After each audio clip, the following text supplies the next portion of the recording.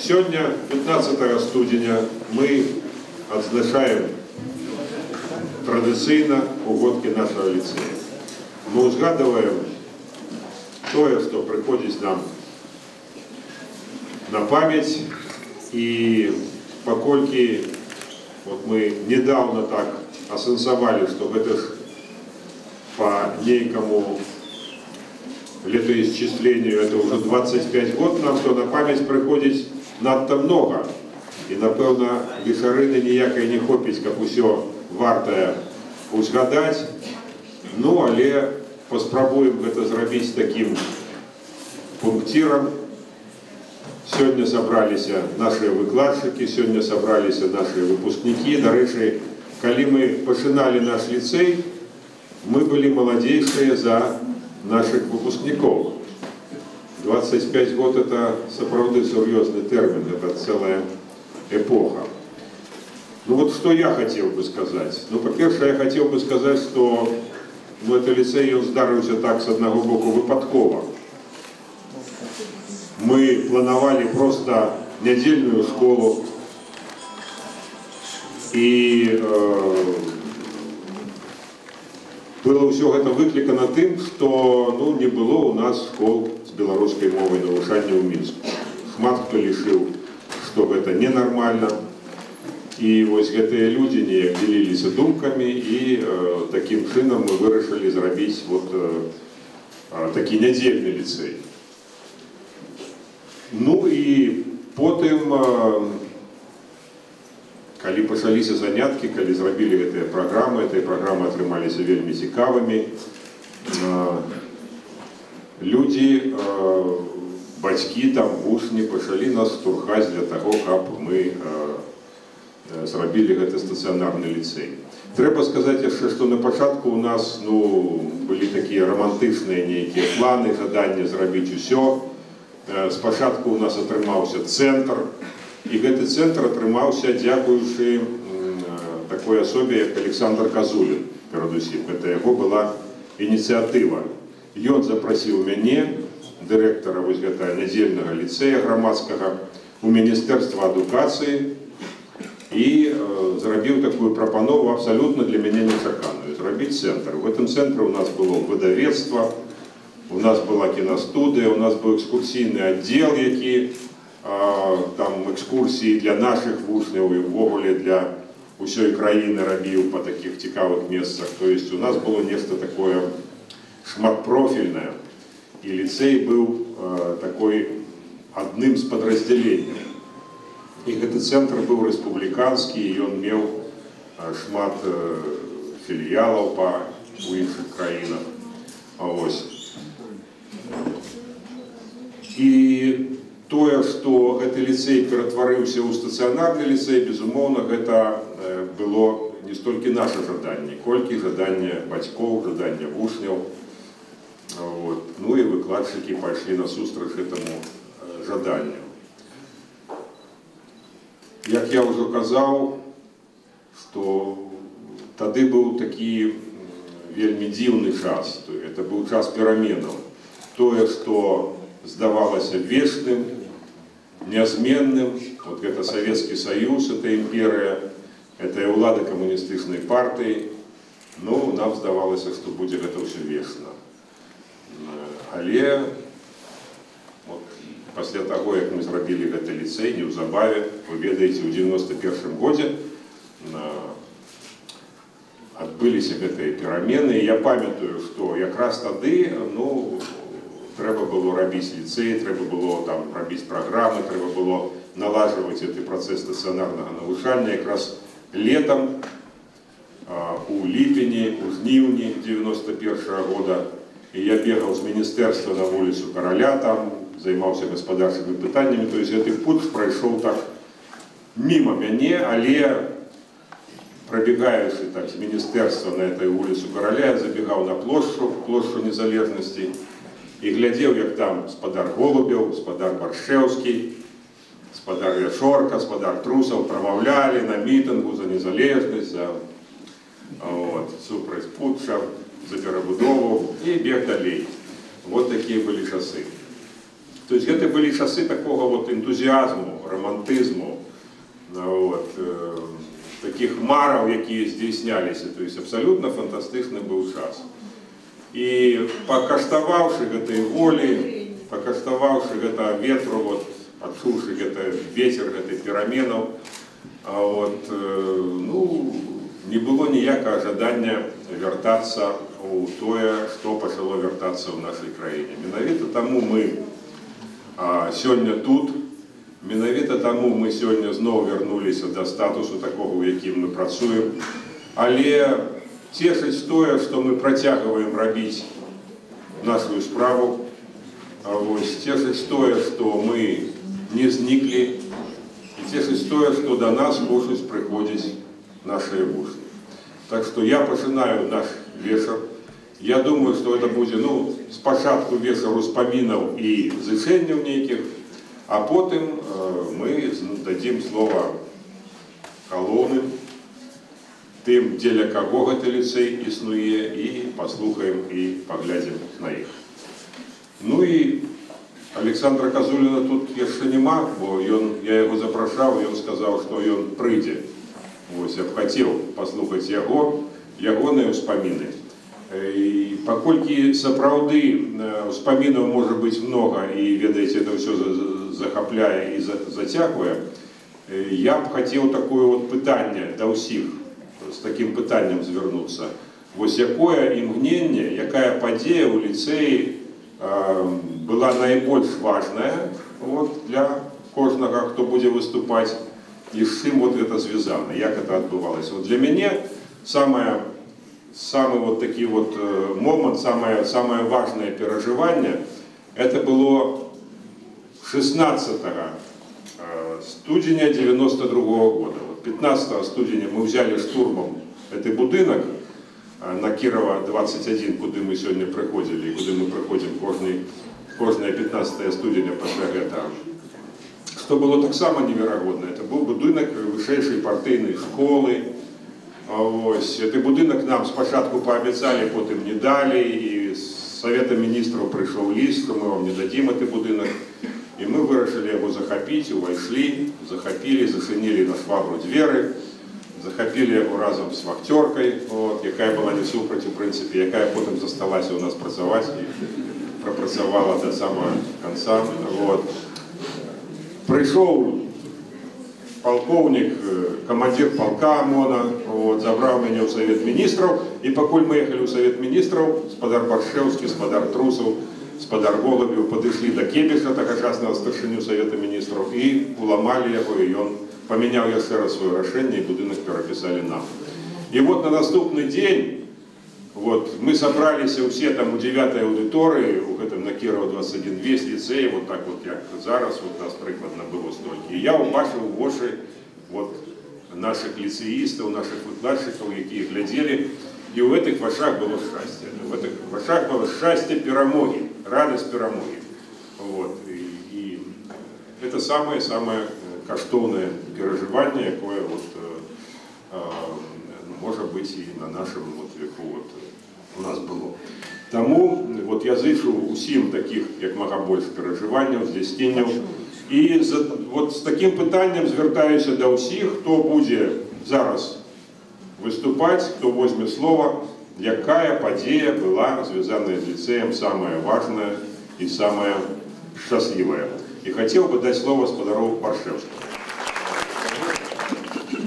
Подей было таких много, и коли говорить самую важную подею, это коли мы по сутности атрымали этот будинок уже в канчатковое карыстание, бо там сидело 8 фирм разных левых, коли мы в лево вошли, то тогда было такое отчувание, что мы там застаемся, коли говорить про подею. Ну а отчувание счастья, это коли удавалось уговорить вот черговую зорку, вот кто человек таленавіты, вядомы, удавалось уговорить прийти працаваць у ліцэй. Вчора я был у Василя Сёмухи, он, на жаль, не может сам не выходить уже с дому, хварэе, але просил передать усім привітання, и кто его памятает, и кто не, сказал, что это для его это найлепшие дни. И вот это самое приемное. Конечно, не могу не згадать, и будет несправедливо, я думаю, будут далее говориться речи как бы веселейшие. Але мы повинны згадать и тех, кто сегодня не может быть на нашем юбилее. На жаль, час прошел, 25 годов. Это и профессор Михаил Ткачев, один из починальников лицея, это профессор Владимир Улаженко, доктор экономичных наук. Это кандидаты наук, доценты Владимир Емельянчик,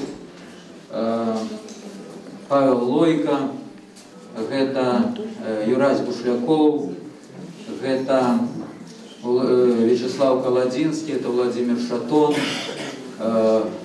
Василий Ковалев, Михаил Борисевич, Олег Дешлевич. И давайте мы ушануем все хвилиной молчанием всех, кто сегодня не дожил до этого дня.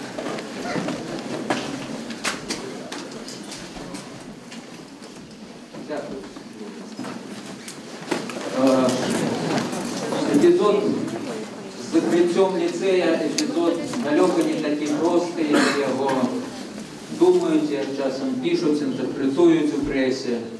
На жаль, це був початок той політики, яку ми бачимо на сьогодні. Це політика поширення руського миру. Одному з наших викладчиків, один вельми високий чиновник, по секрету, кажучи, не називайте моє прозвище, сказав, що в Москве ваш лицей мешает. Все должны говорить по-русски в Беларуси. И это была головная причина, чему нас закрыли. Але мы, белорусы, можем сказать свое слово и повинны его сказать. То, что мы 25 годов протрывали, то, что счастливых моментов было все же больше, чем несчастливых у нас.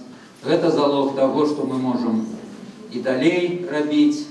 Мы пишем программы, створаем подручники, новые поколения до нас приходят, и учнев, и выкладчики молодейшие приходят, цікавые, и тем либо наши выпускники. И я зичу всем оптимизму, верю в то, что нас не зломишь, верю в то, что наша справа переможе, бо она правдивая справа. Живе Беларусь!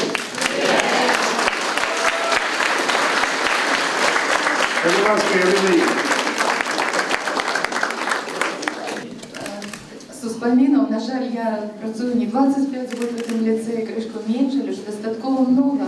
И подумав, что с одного боку 25 год в истории не так и много, для человечика життя уже довольно много. Все свои, как кажут, лепшие годы мы тут працуем. И для меня, может быть, такий шок был, когда зачиняли наш лицей. Перед тем, как нас зачинить, нас доканывали проверками весь час. Мы с Леоном Петровичем там, что только могли, отговаривались там и бегали, детям да помогали. Але это было страшно, нас просто как-то терроризовали вот этими всеми проверками. Але самое такое, что когда приходили люди, які уже вымушены были закрыть этот лицей, и просили пробачения, работники министерства, які курировали нас, казали, что вы пробачите нас, навіть плакали, казали, что нам до пенсии мало заставилось, у нас дети, внуки, и мы вымушены вот забирать у вас эту документацию, вы нас пробачите, и за правду это так было. И вельми вот запомнилось мне такая подія, когда выгнали усіх детей наших с лицея на Кирова, и девчата вышли, все посели на землю, и АМАП был, там и майоры милиции, и все. И тогда мы девчатам сказали, а вы по-хорошему с ними, не сваритесь, давайте мы покажем, что мы нормальные люди. Спочатку такая у нас тоже злость была, але потім девчата підходили, такі симпатичні, розумні девчата, були просто немовчимо було не залюбуватися ими. І врешті-решт до нас підходили амаповці і казали, ну от цікаво, що таке у вас за ліцей? И каже, мы бы хотели у вас учиться. И вот майор, это милицейский, сказал, что ну так само, вот пойду на пенсию и буду тут вас оховывать. А зараз, вот бачите, ну вот такая система. Люди ведали, что робили дренно, але дети, внуки, на пенсию кому, заробок.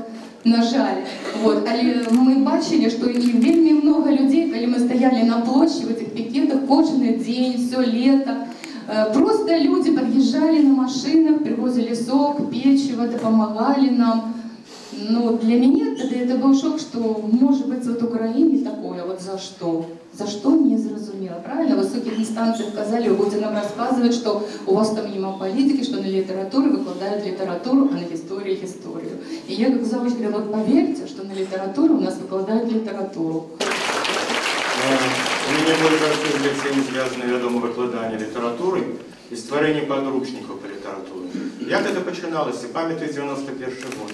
Все починалося спочатку. Ми хотіли викладати літературу не так, як у школі, не так, як в університетах.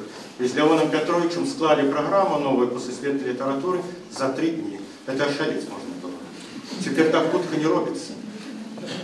Мы склали эту программу, а потом в 93-му году вся Беларусь училась по этой программе, не поверите. Третий соавтор Яночкина ее поширила на техникум и СПТВ.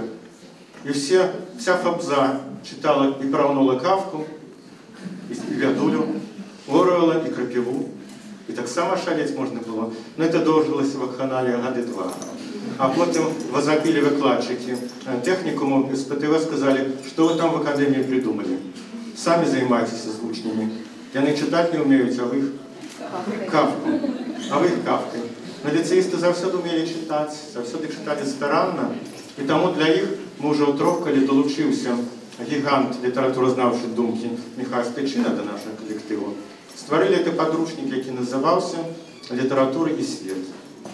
Я вельми радий, що він має сьогодні протяг.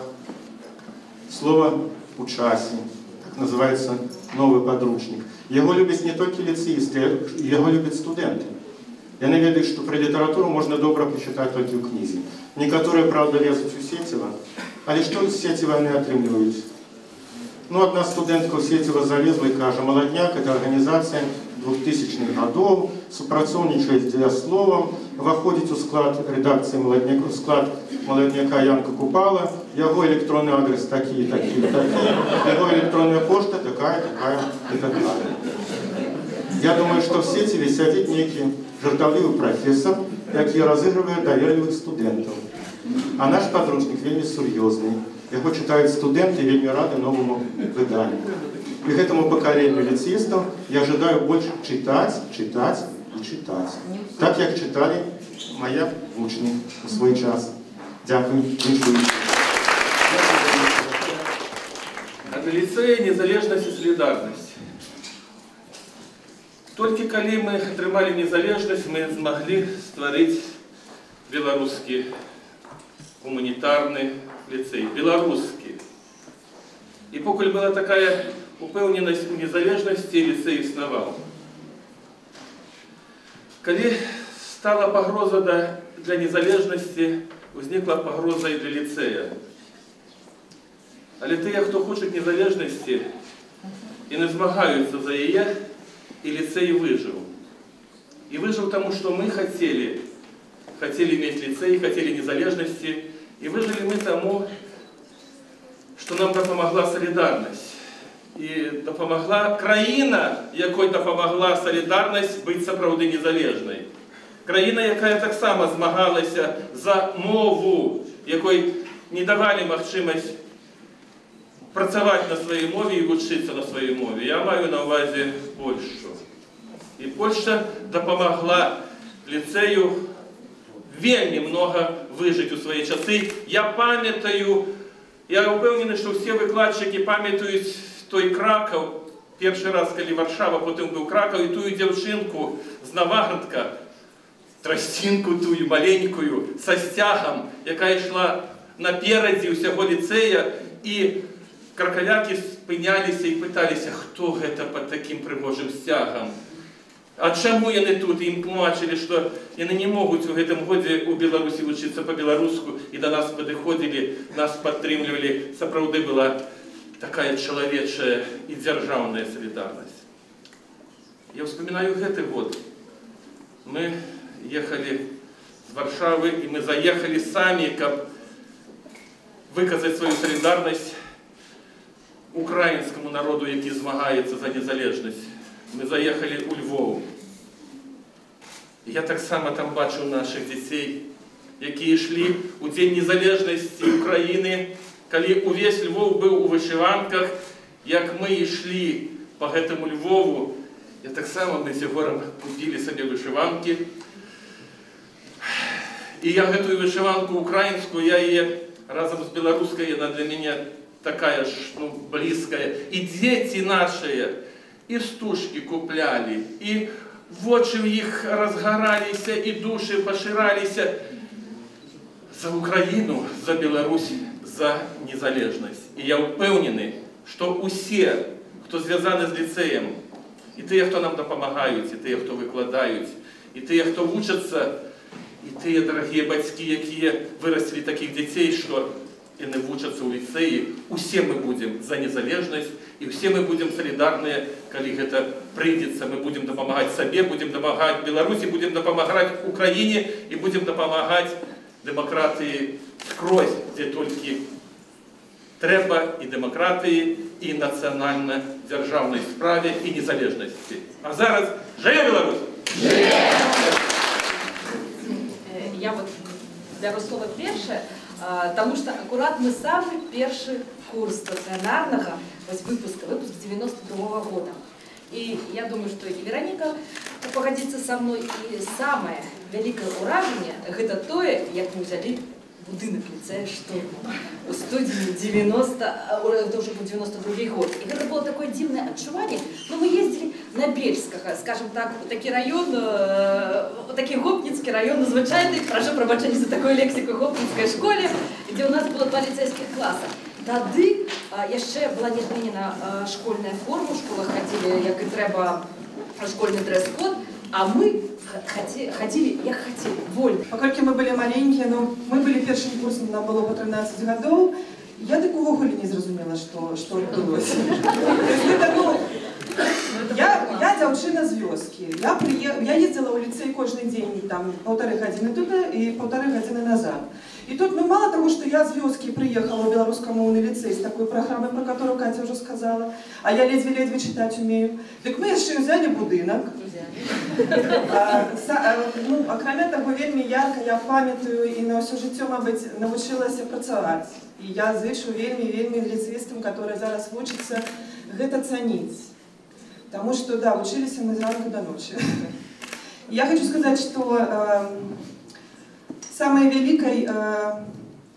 великим признанием я лічу, что моя дочка зараз навучаецца ў ліцэі, моя дочка першакурсніца. Я вельмі шчасліва, что ліцэй до гэтага часу дажыў жывы. Я зычу здоровья, сил, энергии людям, которые з'являюцца сэрцам и подыхом ліцэя. И дзякую вам вялікі-вялікі. Я выпускник 99-го года. Я еще поспел получиться и на Бельска, и в лицее, и так само памятаю захоп будинку. І ось, ну, згадають такі ще моменти у ліцейському житті, які пам'ятають випускники. У нас була така ще кіностудія, які вів мій батько Владимир Колос. І на гэтай кіностудії, акрамя всього, ми робили ще таку передачу про ліцей, про наше життя. І одна з перших передач, вона якраз була присвячена гэтаму захопу будинка. І коли старі ось випуски пам'ятають, там була така нарезка з неудалих уступленняў про тое, як ми захоплювали гэты ліцей. І яна пачыналася з фразы Олеся Казаша: «Але правда ўрэшце-рэшт перамагла». І яна паўтаралася колькі разоў. Але правда ўрэшце-рэшт перамагла. И я хочу сказать, что правда, она все равно, она ўрэшце-рэшт пераможа, и то, что мы зараз, что ліцей зараз існуе ось так, як ён існуе, это все так само часово, и все равно ліцей знойдзе свое место ў жыцці нашей краіны, и он все равно знойдзе свое место сярод адукацыйных установ полноценных, и он будзе жыць, заўсёды будзе жыць, и он повинен жить. Живе Беларусь, живе лицей. Мы штурмом лицей не брали. Он уже был взят на нас.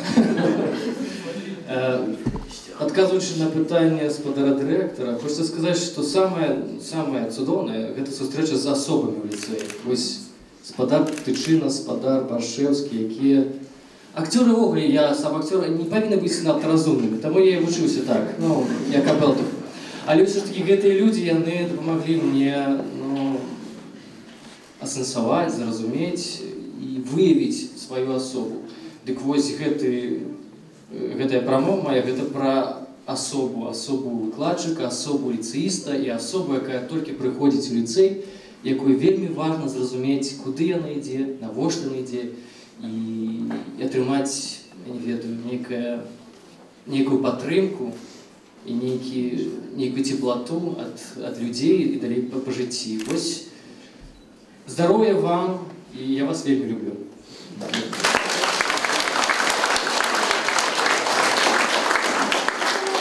Ну, нашему поколению довелося зноў будаваць барыкады. У 2003 годзе раптоўна прызначаная Шчарбацевіч ці Шчарбачевіч уварвалася ў нашае жыццё, кардынальна памяняўшы атмасферу. З навучэнцаў мы на пэўны час сталі байцамі. Цягам лета кожны дзень выходзілі на праспект Незалежнасці. Тады ён яшчэ быў з Карыны, калі не памыляюся. Спявалі «Тры чарапахі», спявалі ліцэйскія песні, а мапаўцы падыходзілі, хацелі нас разагнаць, але нам было па 15-16 гадоў, і яны, апусціўшы рукі, адступалі. А адзін з іх, самы разумны, пачуўшы, што мы з ліцэя імя Якуба Коласа, запытаўся: «А где Якуб Колас? Можна з ним паговорить?» На што мы яго накіравалі да Владзіміра Коласа, але ён вырашыў і з ім не звязвацца. Тады ў 2003 годзе, безумоўна, самая вялікая роля, самае вялікае значэнне належыць у той перамозе, я б сказаў, настаўнік. Таму што настаўнікі вырашылі застацца.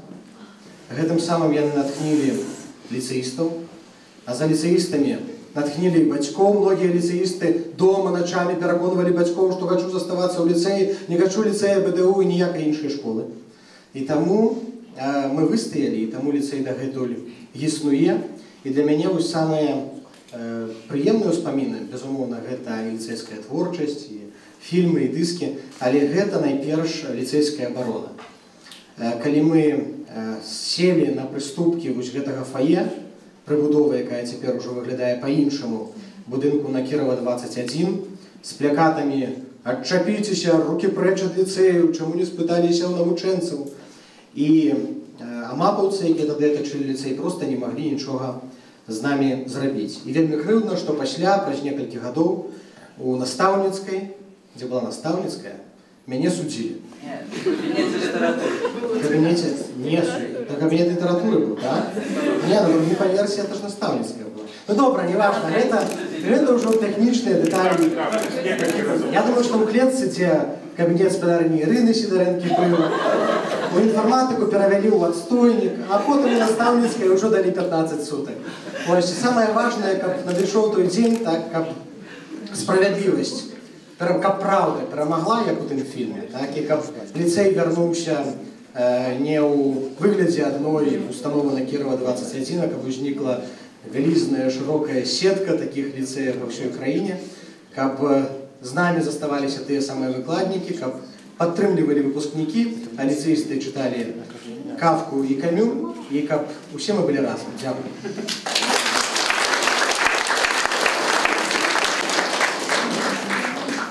Дорогие лицеисты, шановное спадарство, я так само памятаю некоторые подеи, которые были связаны с лицеем. Конечно, мы все вельми радовались, что есть такие лицеи. И я памятаю, когда Владимир Колос меня запрошал туда, мы часто там встречались. Ты входишь, отчуваешь, что ты в соправдной белорусской Беларуси. Потому что кругом только вошел белорусская мова чуть. Пошел туда, прибирались по-белоруску, все по-белоруску написано. Это было так приятно приходить туда до вас, что у меня сердце растоплялось в момент, а душа радовалась. Ну и момент, який я пам'ятаю, это часто, я там другий раз виступав, Колос неколи зробив фільм вельми удалий такий про Максима Горецького, про його життя, я тобі так само був запрошений, зустрікався. с лицеистами, это мы обмерковали это фильм, это было вельми приемно. Але самый момент, который я запомнил, конечно, это было 1 вересня, день ведаў, калі лицеисты были выгнаны, але меня запросил вот Владимир Миколаевич, скажет: Леонидович, прочитай, коли ласка, лекцию от нашим выгнанникам. И я тогда первую лекцию, так не первую уже, але такую соправдную лекцию прочитал вот в этой день. Тогда сидели мы, зробили такие лавки, самые звычайные. Вот было вельми много своих, значит, представников батьков, кругом тут милициянты стояли. Ну, но такая обставина была вельми цікавая и редкая. И я с великой приемностью прочитал эту свою лекцию там. Причем я с такой, ну, можно сказать, так само с радостью и со слезами, як кажуть, на очах, глядів в очі і дівчинок, і хлопчиків, які глядели и так они были упевнены, что они переможут. И мне было так радостно. Я, конечно, внушал их, старался сказать, что можем и переможем, обовязково. И так и отрывался. И видите, нам вот правильно тут означали, что вот эти милицианты с таким захоплением глядели на этих молодых вот девчаток и хлопчиков. И удячные тут были батьки. Ну, это вот было самое такое незабывное. Ну, потом я так само зустрічався несколько разов, много разов, и в разных інших бесідах, и вельми был рад завсёды зустріться с ліцеїстами. Шановні ліцеїсти і шановне господарство, видите, коли кажуть, ну, самый яркий вспомин, я думаю, что когда мы начинали, то ну, это было просто немощимо створение и выдавание этого лицея. И он просто вот старался на таких невероятных умов. И сколько нам с Петром Колосом пришлось прости эти все тарапоны, и не только эти тарапоны бюрократичные, какие основали, но там было много того, что просто было немощимо. Но не глядя на это, вот лицей, ну, по-первых, это был Белорусский гуманитарный лицей, на мой взгляд, и он стал основать как вот некое такое отражение вот той краины, которая тогда народжалась. Ну и видите, зараз вот коли я думаю, что такое вот наш белорусский лицей, то у меня такие вот враження, что это як Моисей, ездил по пустыне этой.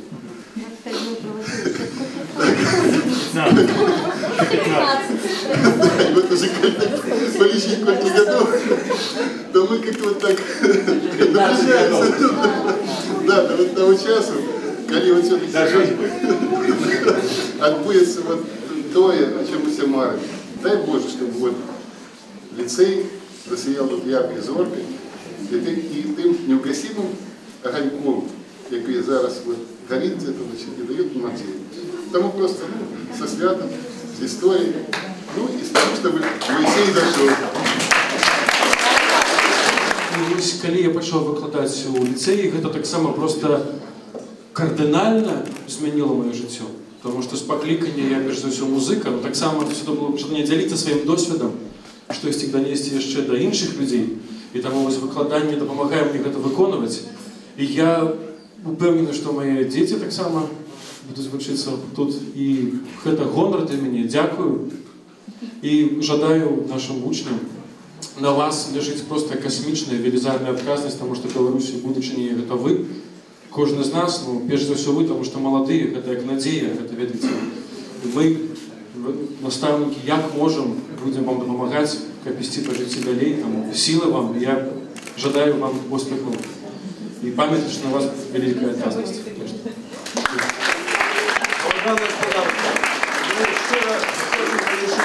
Ліцей усіх присутнічых і пропонувати господарю директору надягнути якийсь символічний форм.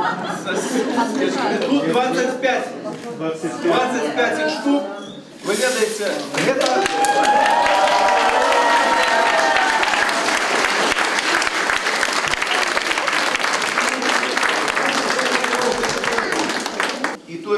любіць ліцэй і той яго ненавідзіць, ён вымушаны з гэтым лічыцца. І ўсё гэта адбылося і адбываецца і будзе адбывацца толькі дзякуючы такім усім выкладчыкам, такім сумленным людзям, якія прыводзяць сюды сваіх дзяцей, безумоўна, ліцэістам, усім, хто дапамагае ліцэю, усім, хто жыве, гэта жыццё пражывае разам з ліцэем. Жыве ліцэй, жыве Беларусь. Жыве! Он был не только для лицеистов, он был таким открытым домом. То есть сколько у нас партий там проводила, все партии проводили свои сходы, сколько письменников презентовали свои книги, сколько у нас мастаков свои картины там вывешивали, сколько, да, премии давали, у нас были премии, это вручалась премия за громадскую чинность, да, и за некую там литературную деятельность. И прыз был это самая великая купюра на момент, значит, на той момент, когда мы вручали эту премию. Самая первая, самая дорогая премия была 5 тысяч, по-моему. 5 рублев, да. 5 рублев, да, вот. Слушайте, вот так вот. На вот это показывает, как мы далеко пошли. Вот, сидим, мы опынулись. Мы стали богатейшими. Да, да. Стали миллионерами сейчас совсем. Вот. Ну, але что я хотел сказать, что коли вот мы опынулись на улице, те, кому мы давали притулок, дали притулок нам. То есть мы протягивали наше навышание у неких офисах, у неких сядибах, вот. И сегодня мы находимся так само, вот нам гостиная предоставила свои стены, галерея Укороткая. Давайте подякуем, аплодисменты. У Валентина Акудовича калісьці быў праект зрабіць кнігу «Як я уляпаўся ў Беларушчыну». Я старанна спрабавала абмежаваць які-небудзь экспрэсіўны дзеяслоў, але гэта сапраўды для мяне вялікая прыгода, да якой я далучыўся.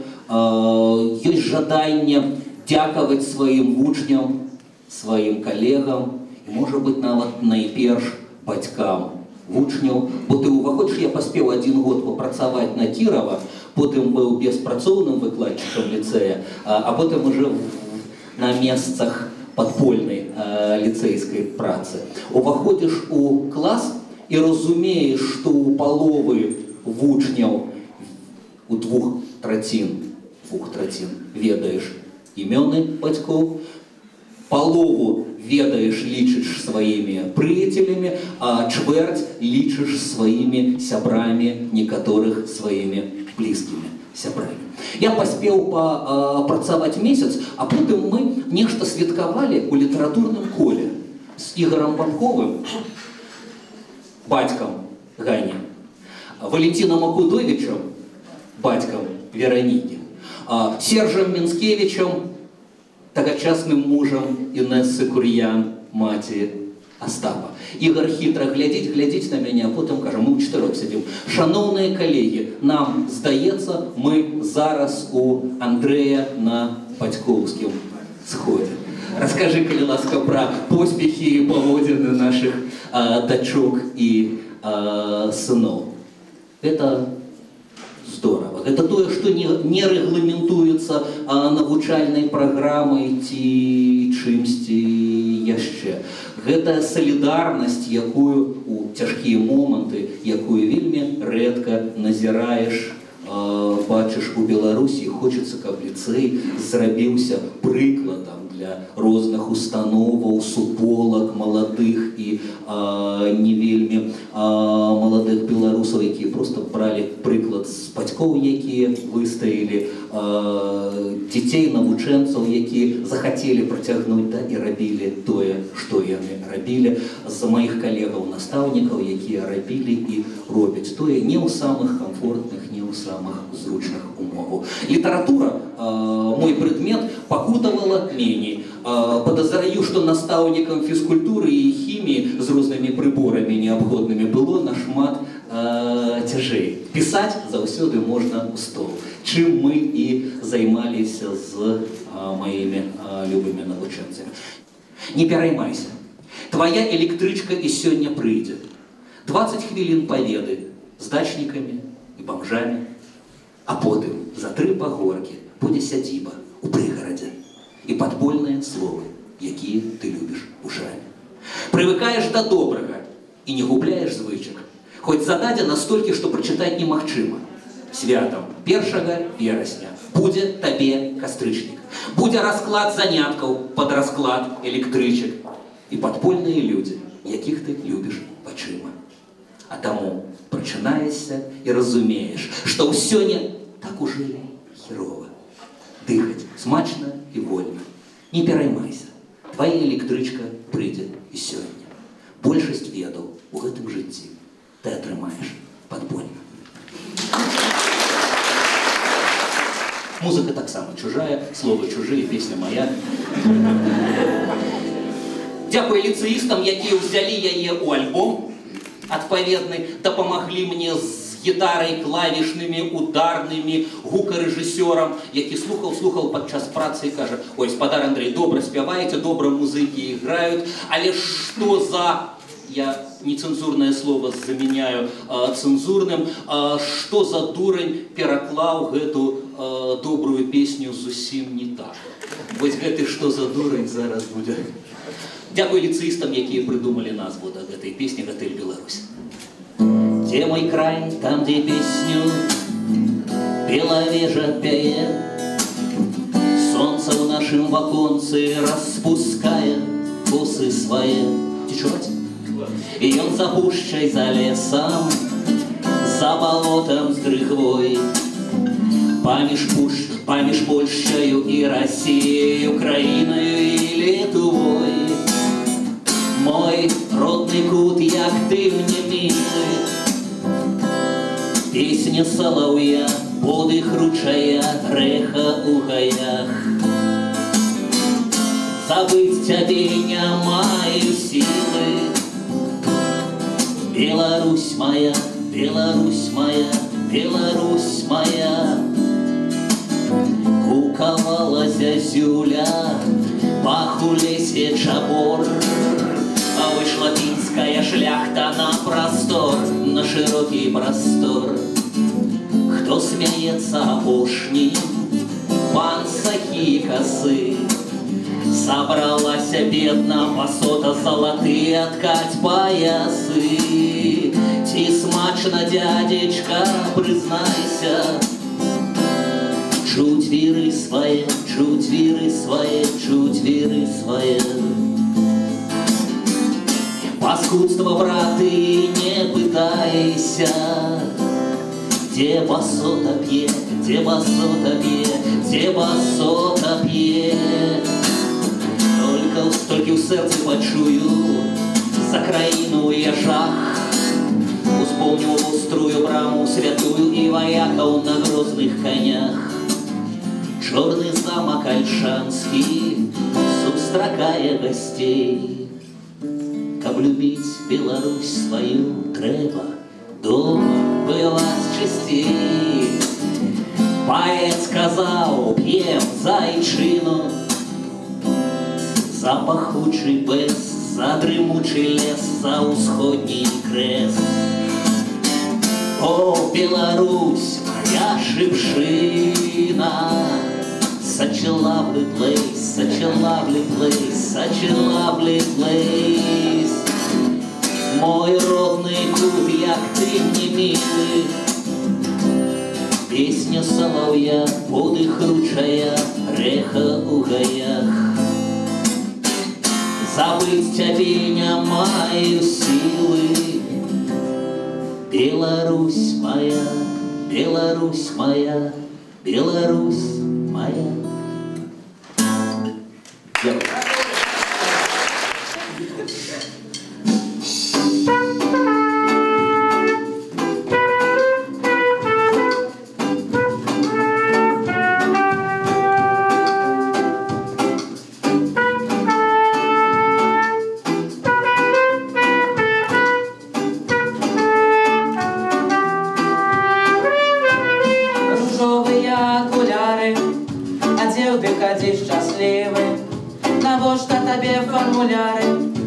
рады ды директивы.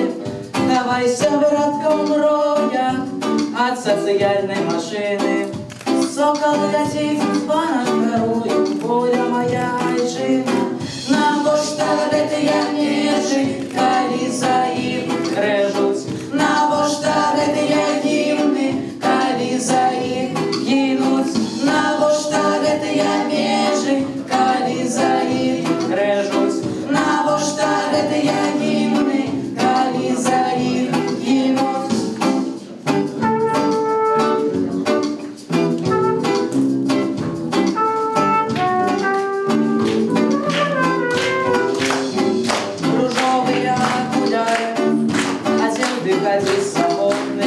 З держава шукає гляру, шукає тих, хто не згодний бить понятковним. Двери все рай парикане, сокол летит над лесом цудовым, воля моего таракане. На поштавити я ніжі, калі за їх режуть. На поштавити я гімни, калі за їх гинуть.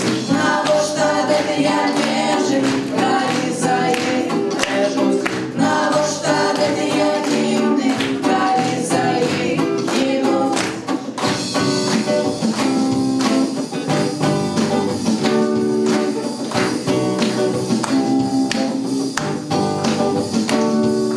Держава тобі гарантує життя, шарка скваркала, сухость усё.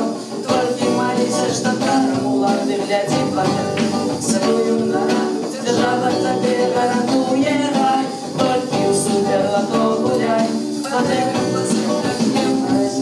Шарка скваркала, сухость усё. На поштавити я ніжі, калі за їх режуть. На поштавити я гімни, калі за їх гинуть. На поштавити я ніжі, калі за їх режуть. На поштавити я гімни, калі за їх гинуть.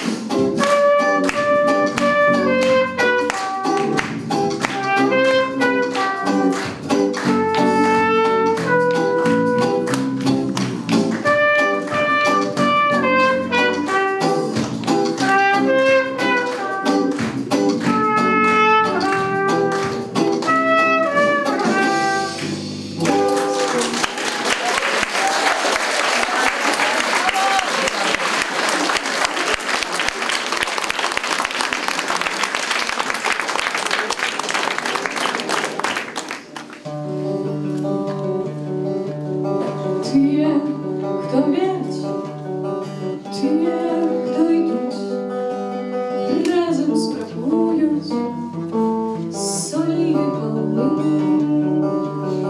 Очі вправить, у вік зазирнуть, руки жадають, кинуть зерня на млин. А что бедили безмучные дни, брою детинства, дрыготкие ссоры нам, коли застанутся одни, будут вести и верить, свет сменится снова.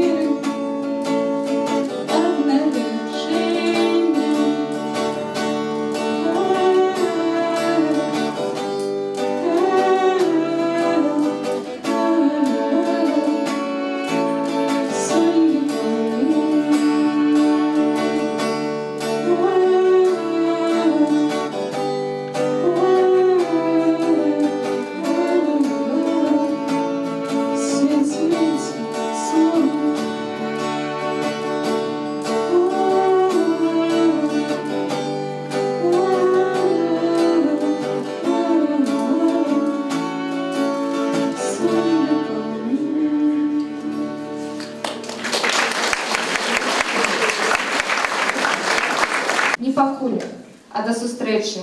Бо калі мы сустрэліся, значыць, Лёш жадаў пазнаёміць нас, не іначай.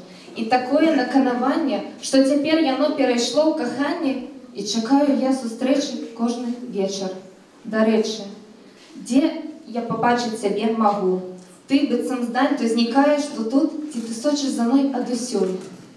Дарэчы, не пакуль, а да сустрэчы, да спаткання паміж гэтых зор і зямлёю, паміж мараў і часам. І ў іншым сусвеце мы сустрэліся тут, на гэтай планеце, ты, я і каханне. Вось жаданне маё. Дарэчы, зазірні ў душу на імгненне. Што ты бачыш? Не пустэчу, а бязмежнасць. Недасяжная для вачэй глыбіня. Гэта мора, а ў ім ты і я.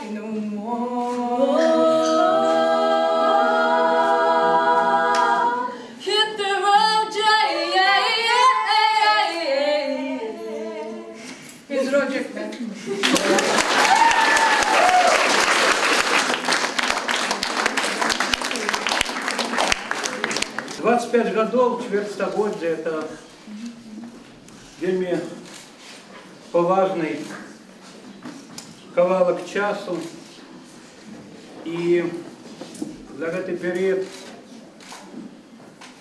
хтосьці з людзей, непасрэдна звязаны з ліцэем, паспеў стаць ужо героямі кніг. У прыватнасці маёй кнігі «Імёны свабоды».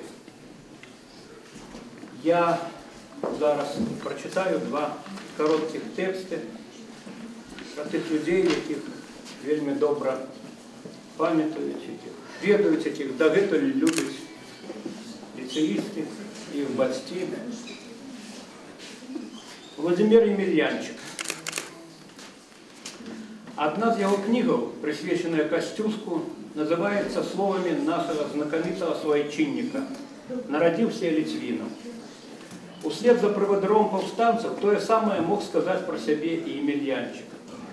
И обличием, и характером, и он был подобный до их, тых, кто в минулом стагоддзе брал в руки зброю, не верячи в перамогу, але ведаючи, что свобода стане на некалькі кроков ближайшая. Владимир народился побач со старожитным 600-годовым мястэчкам Мыш под Барановичами, тем самым, где прошло маленство одного з найвыбітнейших европейских полководцев 17-го стагоддзя гетмана Яна Караля Хаткевича. Здаецца, якраз гэтая акалічнасць прадвызначыла тое, што Емельянчык абраў сваёй музай Кліо. У 90-х ён стаў адным з аўтараў выдадзеных на пачатку нашай незалежнасці нарысаў гісторыі Беларусі, якія неўзабаве трапілі ў разрад нацыяналістычных. Студэнты БДУ і навучэнцы беларускага гуманітарнага ліцэю нават пасля бяссонных начей, прабаўленых у кампаніі сяброў ці каханых, не маглі задрымаць на ягоных лекцыях, дзе заўсёды было месца і досціпам, і показкам, і паэзіі. Бо Владимир і сам пісаў вершы. Мы збіраліся столькі гадоў у паход па каханне вялікае, давяралі пяшчотныя словы нават чорным варонам на снезе. Адзін з ліцэйскіх кіраўнікоў, Лявон Баршчеўскі, згадвае, якую непаўторную атмасферу адзінства і аптымізму Емельянчык мог усяго некалькімі словамі стварыць у настаўніцкай. Гэта было асабліва важна ў той час, калі існаванне ліцэю апынулася пад пагрозай. З Володзям было заўсёды цікава. І на кніжнай прэзентацыі ягонага паланэзу для касінераў, і ў застоліцы, дзе ён цудоўна спяваў народныя песні, і проста ў сумоўі. Неяк мы выпілі з ім за тое, каб дзеўка кахала, куля мінала і шабля не брала. А потым узяліся рэдагаваць гэты старадаўні ліцвінскі тост у духу сучаснасці, да ўласных заняткаў памкненняў, каб цэнзура не брала, каб пяро пісала, каб дубінка мінала. Верылася ў тое, што наперадзе Владимир і абарона доктарскай дысертацыі і новыя кнігі. У 40 з нечым гадоў яшчэ можна адчуваць сябе неўміручым. Ён памёр раптоўна на пачатку лета 2003 года. У самыя гарачыя дні змагання за ліцэй, калі выкладчыкі, вучні і бацькі стаялі ў пікетах. Напэўна, у нябеснай Беларусі ягоная душа знаходзіць суцішэнне у тым, што зачынены уладамі ліцэй жыве. Кніга толькі выйдзе з 3-го выдання «Імёнаў свабоды». Там, дзе гэты аповед будзе з аповедамі пра Рыгора Бурадуліна, Геннадзя Бураўчына, Геннадзя Грушевога і многіх іншых людзей, якія імёны ведае вся Беларусь. Владимир Шатон. Калі б мне выпала магчымасць здзейсніць падарожжа ў часы Гая Юлія Цэзаря або Нерона, якому так падабаўся дым айчыны, і я меў бы права выбраць сабе перакладчыка, то ні імгнення не сумняваўся. Владимир Шатон. У нашу першую сустрэчу ён явна пераацаніўшы валоданне лацінаю колішняга выпускніка гістарычнага факультэту БДУ, звярнуўся да мяне на мове Гарацыя. Наш трэці невідочны суразмоўнік, безумоўна, таксама пашкадаваў Невука. Трэцім быў Мікола Гусоўскі. Владимир Шатон тады якраз падрыхтаваў да друку сваё беларускае прачытанне знакамітай песні пра зубра, наступнае пасля зробленых Натальяй Арсеньевай і Язэпам Семіжонам, і, дарэчы, адзінае на сённяшні дзень, якое захоўвае вершаваны памер арыгіналу, элегічны двуверш. Часам я параўноўваю гэтыя пераклады і ўяўляю Шатона ў складзе той самай дыпламатычнай місіі Вялікага княства Літоўскага ў Рым, якую ўзначальваў мецэнат Гусоўска біскуп Эразм Вітэліус. Спадар Владимир якога ягоны калега, блізкі знаёмы Пятро Садоўскі назваў чалавекам абсалютна не савецкім, ведаў 20 моваў. Але ягонай любоўю ўсё жыццё заставалася вывучаная самастойна лаціна. На ёй ён размаўляў і судзіў тэнісныя сустрэчы сяброў.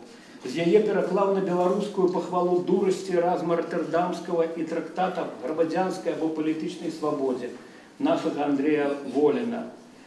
А на яе зрабіў пераклад вялікіх фрагментаў новай зямлі Якуба Коласа, надрукаваных у замежных лацінамоўных выданнях.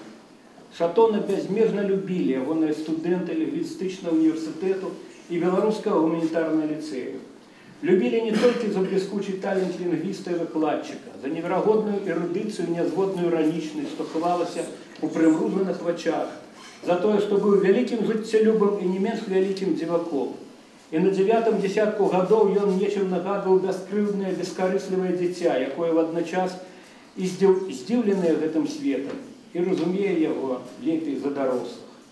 Ён да апошніх гадоў быў у выдатнай інтэлектуальнай форме, вывучаў новыя мовы і мог нечакана запытацца ў кампаніі. Тут хто-небудзь гаворыць па-кітайску, а па-японску. У гэты момант душа Акутагавы магла адгукнуцца падзякаю за пераклад нізкі ягоных навелаў. Сябры сцвярджаюць, што жывучы паводле нейкіх сваіх унутраных законаў, ён нязменна быў па-за всялякімі інтрыгамі, ідэалогіямі, рухамі і партыямі. Я не зусім згодны. Шатон балюча перажываў, калі ўлада распачала небяспечныя гульні ў саюзнае государства. Яму падабалася выслоўе пра тое, што мова ахоўвае межы дзяржавы мацней за армію. Ірландцы кажуць, што в іхняй краіне нават атэіст павінен вырашыць, хто ён, каталік або пратэстант. Владимир Шатон заўсёды ведаў, на чыім ён баку.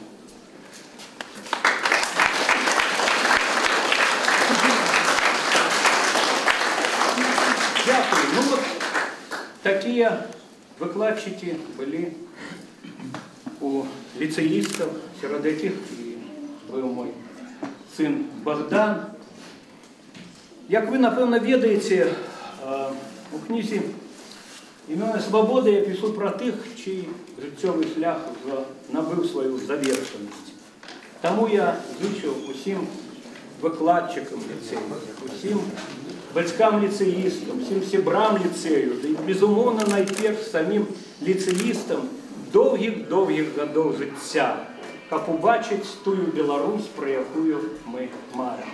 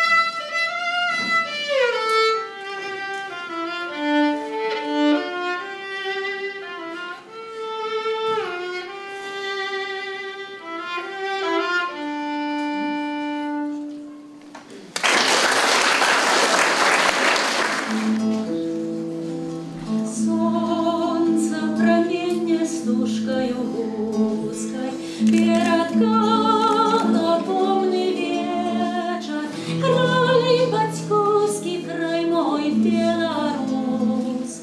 Я тебе кажу на развитание, до споткання, до зустрічі. Я тобі кажу на розвітання, до споткання, до зустрічі. Водар закинутого саду, в небі зорка миловица, таємниці паркових присадов. Певно, не одной чи на чужині будуть мроїться і сниться. Певно, не одной чи на чужині будуть мроїться і сниться. Розстань на розстанях країни, ранить думки шлях обрани, прагне серця в родные мястины. И родимый образ оживая растревоженою раной, и родимый образ оживая растревоженою раной. Дахи местечок, стрехи вёсок, стропы замка и палацов, лунких храмов звонкий отголосок. Кличуть до себе і немагчима з гэтым краєм развітацца. Кличуть до себе і немагчима з гэтым краєм развітацца. Знов залунає наш штандар, полыхне ночи пожар, і походною трубой знов покличу нас з тобой. Наможний бой, моя родима, край падіни, на його звигнання шлях вертання, шлях змагання. Бої прагнуть волі, волі світлі доля, броні звонні коні, коні кличуть погоні, крочем спагне ночі, з ночі шлях пророчий. Знов залунає наш штандар, полыхне ночі пожар, і походною трубой знов покличе нас з тобой. Наможний бой, моя родима, край падіни, дає у звигнання шлях вертання, шлях змагання. Золота хутаний туманом, даля гняди в барвах безу, і гучать небесні органи, і живуть у серці, і зливаються у руках полянезу, і живуть у серці, і зливаються у руках полянезу.